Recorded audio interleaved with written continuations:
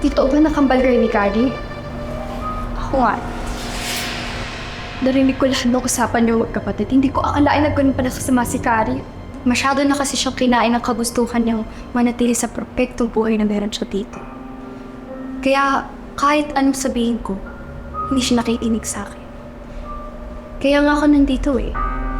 Ayaw na kasing may kumukontra sa mga desisyon. Pero may paraan naman, di ba, na makilaya ako? Tayo? Tayo? Hindi ko alam kung makakaalis pa ako dito, Aya. Pero ikaw, may paraan pa para makaalis ka dito. Paano? Sa duling bahagi ng kaharian, may makikita ka doon na isang maliit na cabin. Gaya nito, doon nakatago lahat ng orasan ng mga taong dinala ni Kari dito sa kaharian. Ano gagawin ko sa mga yun? Kailangan mong basagin lahat. Sa ganung paraan, makakalaya yung mga kaluluwa at makakabaling sila sa kanilang mga pamilya. Agad nang hinanap ni Aya ang lugar kung saan nakatago ang mga orasan. Mabuti na lang, abala pa si Kari sa pakikipag-usap sa ibang ferries, kaya hindi pa siya hinahanap ito. Maya-maya pa, sa di kalayuan, matatanaw na ni Aya ang tinutukoy na lugar ni Sari.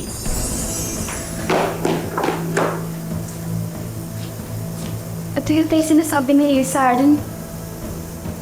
Kailangan po basagin lahat ng to bago pa kumahanap ni Kari.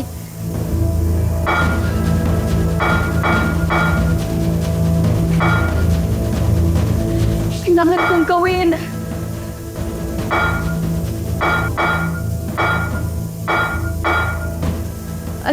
Alam ko na.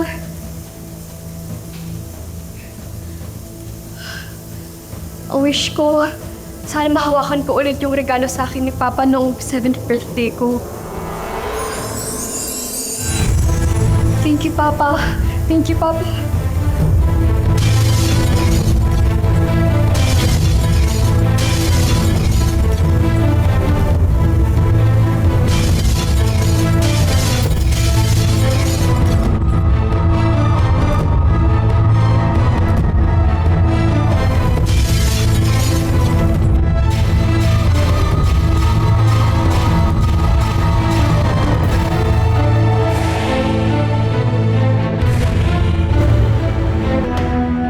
Pinagkakaabalahan mo, Aya.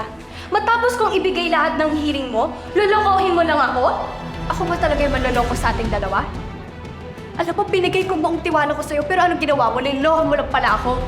Hindi ka naman din masaya sa buhay mo, Aya.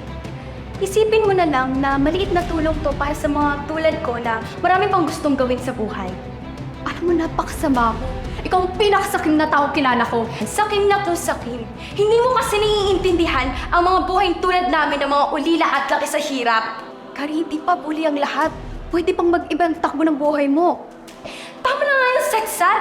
Masaya na ako kung anong meron ako ngayon, Aya. Hindi ikaw o si Sari ang magpapabago ng isip ko.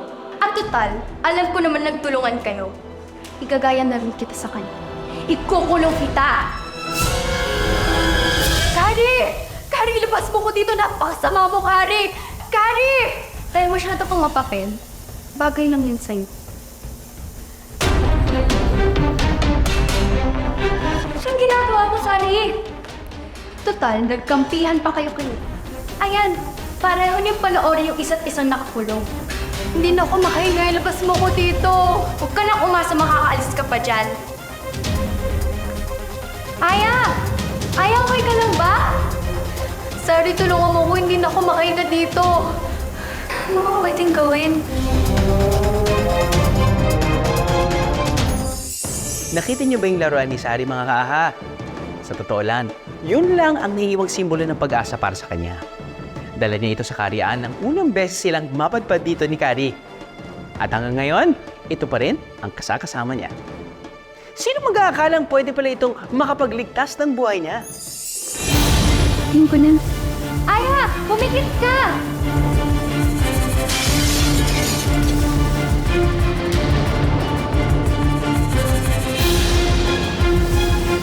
Sorry. Sorry, thank you, ah. Sige na, Aya. Balikan mo na yung iba pang mga orasan.